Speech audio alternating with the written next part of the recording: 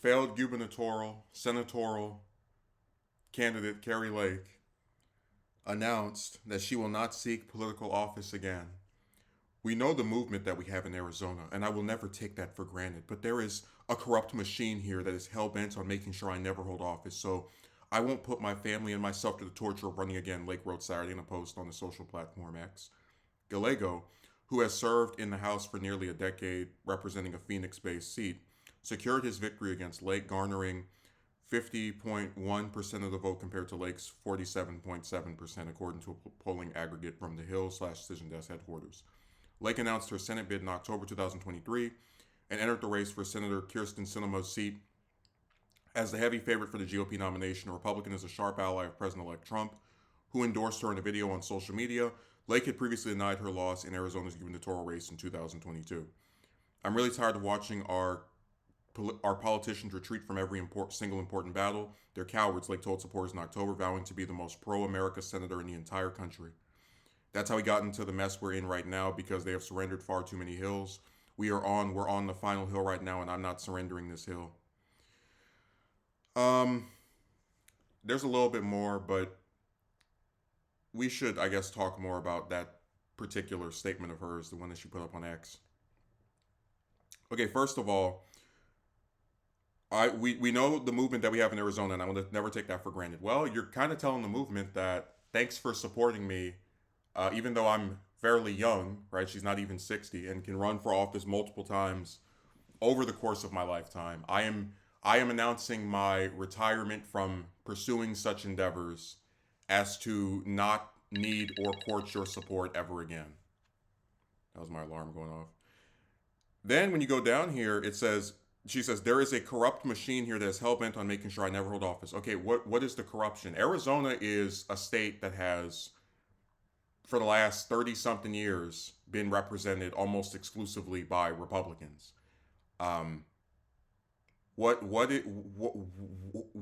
Where is her proof that the system is so corrupt? And dude, here's what gets me. So the thought I had back when I believed Harris was going to win the election, was that if Harris won Arizona against Trump and Gallego won that Senate seat against Lake, you would see Trump and Lake team up like Batman and Robin. Trump's Batman, Lake is Robin, and go, the election was stolen in Arizona again. And then we would say, where's the proof? And then there would be no proof. And then, that would be that. It would just be more lies, more attempts to dodge having to ever be accountable for just not appealing to people as a candidate. But instead what happened was Trump won that state and Lake lost. And now she can't say, oh, it's against Republicans. The Democrats are rigging it. Because why the hell would they rig it for a Senate seat but not the presidential election? So now she has to go, oh, well, there's an apparatus trying to stop me from holding office. Yeah, it's called the voters. They don't want you. That's the group that's trying to prevent you from holding office. The voters who saw all the ads, saw all the pivots and crazy things you would say and said, I'm good. I won't put my family and myself to the torture of running again. It's hilarious. Politicians, they turn into the biggest crybabies with this stuff. And there are people who, when they run for office, right, and they have to go on that grueling knocking door to door campaign of getting signatures and talking to people and trying to get them to even give them the smallest support, whether it comes again to getting your name on the ballot or getting donations. Like, those are the types of things where I can be sympathetic. But for someone like Lake, who's got billionaire donors, right, who can go to Mar-a-Lago anytime she wants, or at least could. I know that her and Trump apparently had some friction with her showing up over there so many times. It's just like playing the world's smallest violin. Because as far as I can tell, her husband was a willing participant in her campaigns. So, I mean, he kind of, got what he was asking for. And people really did not go after him at all as far as I remember. It was all just about his crazy wife and her attempts to,